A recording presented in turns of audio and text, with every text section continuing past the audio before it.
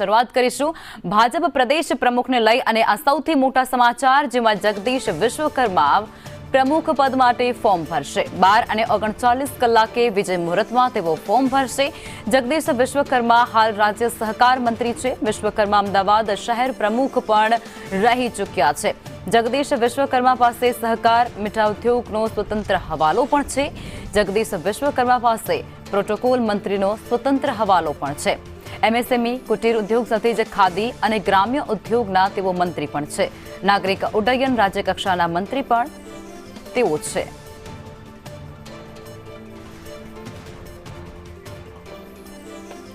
તો ભાજપમાં નવા પ્રદેશ પ્રમુખની જાહેરાત થવાની છે ને તેને લઈ અને આ સૌથી મોટા સમાચાર ચૂંટણીને લઈને સૌથી મોટા સમાચાર જેમાં જગદીશ વિશ્વકર્માએ પણ ફોર્મ ભરવાના છે જેમાં 12 અને 39 કલાકે તેઓ વિજય મુહૂર્તની અંદર પોતાનું ફોર્મ ભરવાના છે, ઉમેદવારી નોંધાવવાના છે, દાવેદારી નોંધાવવાના છે।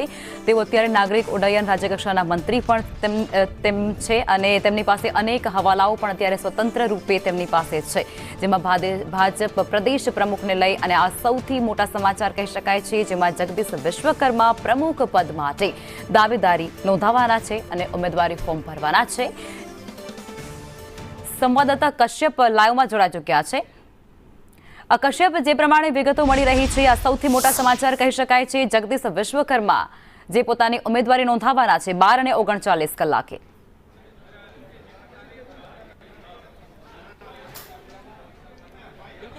અત્યારે આ સૌથી મોટું અપડેટ છે તે સામે આવી રહ્યું છે। જગદીશ વિશ્વકર્મા છે તે દાવેદારી નોંધાવશે પ્રમુખ પદ માટે ને સિનિયર નેતાઓ છે તે તેના ટેકેદાર તરીકે સહી કરનાર છે। નેતાઓ જે છે તે કમલમ ખાતે પહોંચી રહ્યા છે અને ફોર્મ સ્વીકારવાની પ્રક્રિયા જે છે તેનો આરંભ થઈ ગયો છે। યજ્ઞેશભાઈ, પ્રક્રિયાનો પ્રારંભ થઈ ગયો છે। સીધો સવાલ આપણે પૂછીશ, જગદીશ વિશ્વકર્માનું નામ અત્યારે સામે આવ્યું છે, કેટલા વાગે આવશે દાવેદારી નોંધાવવા માટે અને એના ટેકેદારો કોણ કોણ હશે? ભારતીય જનતા પાર્ટીની અંદર તમામ જે કાર્યકર્તાઓ છે એ ઉમેદવારી નોંધાવી શકે છે। એટલે જે પણ પ્રમુખ બનશે ભારતીય જનતા પાર્ટીનો કાર્યકર્તા હશે અને જેનું ફોર્મ ભરાશે અને એક કરતાં વધુ ફોર્મ જો ભરાશે તો આજે એની જે 292 અમારા જે મતદારો છે મતદારોની અંદર એની ચૂંટણી કરવામાં આવશે અને ચૂંટણી કર્યા બાદ આવતીકાલે સવારે ઉમેદવારોની જેમાંથી જે પણ સિલેક્શન થશે એનું જાહેરાત કરવામાં આવશે અને જો એક વ્યક્તિએ ફોર્મ ભરેલું હશે તો એની બિનહરીફ જાહેરાત કરવામાં આવશે। અત્યારે નામ વિશ્વકર્માનું આવી રહ્યું છે અને લગભગ 12:30 વાગે તે કમલમ ખાતે પહોંચે તેવી વાત છે। બધા જ ભારતીય જનતા પાર્ટીના કાર્યકર્તાઓ કમલમ ખાતે આવી શકે છે અને આવી રહ્યા છે। ઘણા મોટા નેતાઓ પણ આવી રહ્યા છે। એટલે કોણ ફોર્મ ભરશે કોણ નહીં અને એ એમને વ્યક્તિગત એમનો પોતાનો વિચાર હોઈ શકે છે અને એ ફોર્મ ભર્યા બાદ એનું ઇલેક્શન થાય એ પણ એ મતદારો નક્કી કરતા હોય છે। અને આ વખતે આદરણીય નરેન્દ્રભાઈ મોદીએ જે પ્રમાણે નક્કી કર્યું છે એ પ્રમાણે સંગઠન પર્વ ભારતીય જનતા પાર્ટીના બંધારણ મુજબ પૂરી લોકતાંત્રિક પદ્ધતિથી થઈ રહ્યું છે। તો યજ્ઞેશભાઈ જે છે ખુલીને નથી કહી રહ્યા, પરંતુ પ્રક્રિયા જે છે ચૂંટણી માટેની તેનો પ્રારંભ થઈ ગયો છે અને ફોર્મ સ્વીકારવાની કામગીરી જે છે તેનો પ્રારંભ થઈ ગયો છે। હાલ જે કોઈ દાવેદારો છે તે પહોંચી રહ્યા છે, જેમને ટેકેદાર તરીકે ફોર્મ ભરવાનું કહેવામાં આવ્યું છે તે લોકો કમલમ ખાતે પહોંચી રહ્યા છે। સિનિયર નેતાઓ જે છે તે આવી રહ્યા છે। સૌરાષ્ટ્રમાંથી જે એક ઓબીસી ચહેરો બાબુ જેબલિયા જે છે તે પણ કમલમ ખાતે પહોંચ્યા છે। તો ભાજપના સિનિયર નેતા ભૂપેન્દ્રસિંહ ચુડાસમા જે છે તે પણ કમલમ ખાતે આવી ચૂક્યા છે। આમ સિનિયર નેતાઓ જે છે તે કમલમ ખાતે પહોંચી રહ્યા છે। જગદીશ વિશ્વકર્માની જો વાત કરીએ તો લગભગ 12:30 વાગ્યા આસપાસ તે કમલમ ખાતે પહોંચશે અને તે પોતાની દાવેદારી જે છે તે નોંધાવશે। અમદાવાદ શહેર અને જિલ્લાના જે સિનિયર નેતાઓ છે તે તેના ટેકેદારોમાં અને પ્રસ્તાવકોમાં સહી પોતાની કરશે। હાલ સરકારમાં તે સહકાર મંત્રી છે, રાજ્યકક્ષાના ઉદ્યોગ ખાતું પણ રાજ્યકક્ષાનું તેની પાસે છે। આ સિવાય જો વાત કરીએ તો અગાઉ તે અમદાવાદ શહેર પ્રમુખ રહી ચૂકેલા છે અને ઓબીસી ચહેરો છે અને ઓબીસી સમાજ ઉપર તેની પકડ છે અને અમિત શાહની ખૂબ નજીકના માનવામાં આવે છે, જેને લઈને આ અટકળો જે છે તે શરૂ થઈ છે। જી કશ્યપ, જે પ્રમાણે તમામ નામ અત્યારે આ રેસમાં મોખરે છે જેમાં જગદીશ વિશ્વકર્માનું નામ તો છે જ પણ અન્ય નામો જે ચર્ચામાં છે અત્યારે તે લોકો ફોર્મ ભરશે કે કઈ પ્રકારની વિગતો?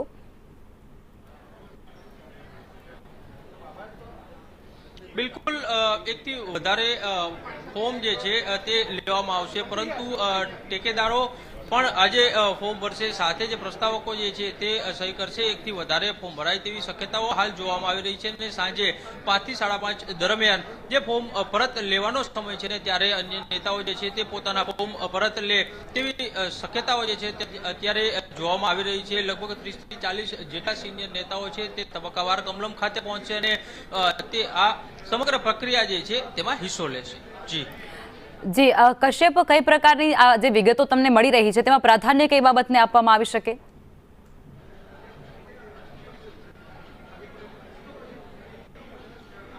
ક્રાઇટેરિયાની જો વાત કરીએ તો છેલ્લા ઘણા સમયથી ધારાસભ્ય હોય અથવા તો સાંસદો હોય તેને પ્રમુખ પદ માટે થઈ અને પ્રાધાન્ય જે છે તે આપવામાં આવી રહ્યું છે. અને આમ તો કોઈ ચોક્કસ ક્રાઇટેરિયા હોતો નથી, પરંતુ હાલ જે પ્રમાણે પાર્ટીની સ્ટ્રેન્થ છે અને સ્થિતિ છે રાજકીય અને સામાજિક લેવલ પર, તેને જોતા એ વાત નક્કી માનવામાં આવી રહી છે કે આ જ ક્રાઇટેરિયામાંથી પ્રમુખની પસંદગી જે છે તે કરવામાં આવશે. પરંતુ જ્ઞાતિગત સમીકરણો જે છે તેને પણ પાર્ટી ધ્યાનમાં લેતી હોય છે અને આમાં ઓબીસી નેતાની પસંદગી કરવામાં આવશે તેવું છેલ્લા ઘણા સમયથી ભાજપમાં નક્કી માનવામાં આવતું હતું. કારણ કે હાલ રાજ્યમાં આગામી સમયમાં જે મહાનગરપાલિકાની અને સ્થાનિક સ્વરાજ્યની સંસ્થાઓ જે છે તેની ચૂંટણી યોજાનાર છે અને ઓબીસી અનામત પ્રથમ વખત આપવામાં આવ્યું છે. અને જ્યારથી તેની જાહેરાત થઈ હતી ને ત્યારથી વાત માનવામાં આવતી હતી કે ભાજપ આ વખતે ઓબીસી નેતા છે તેની ઉપર પોતાની પસંદગી ઉતારશે, જેથી કરીને સ્થાનિક સ્વરાજ્યની સંસ્થામાં જો ભાજપને ફાયદો થાય તો આગામી જે કોઈ ચૂંટણીઓ આવે તેમાં પણ તેનો સીધો લાભ આ ભાજપ જે છે તે લઈ શકે. તેના માટે થઈ અને આ સમાજ ઉપર પસંદગી ઉતારવામાં આવી છે. ઓબીસી સમાજમાંથી જે નાનો સમાજ જશે તેમાંથી નેતાની પસંદગી કરવી, આવું પણ એક વાત જે છે તે માનવામાં આવતી હતી. અને ભાજપના નેતાઓ જે છે કમલમ ખાતે પહોંચી રહ્યા છે અને આ પ્રક્રિયાનો પ્રારંભ જે છે તે થઈ ચૂક્યો છે. ત્યારે મહામંત્રી હોય કે અન્ય નેતાઓ હોય તે તમામ અહીં પહોંચી રહ્યા છે અને આપણે તેની સાથે વાત કરવા માટે થઈને પ્રયત્ન કરીશું. રજનીભાઈ, શું કહેશો?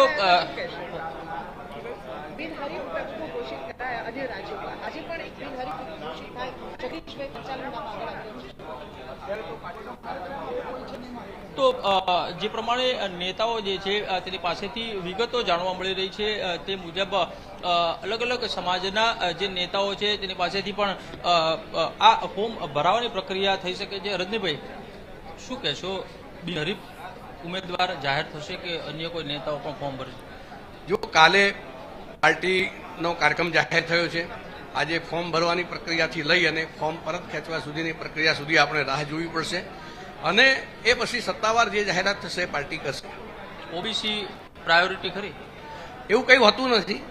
ભારતીય જનતા પાર્ટી એ બધા જ લોકોને સાથે લઈને સામાજિક સમરસતાના ભાવથી ચાલવાવાળી પાર્ટી છે. કામ કરતા કરતા કાર્યકર્તા આગળ વધતો હોય છે, એટલે કોઈ પણ બની શકે.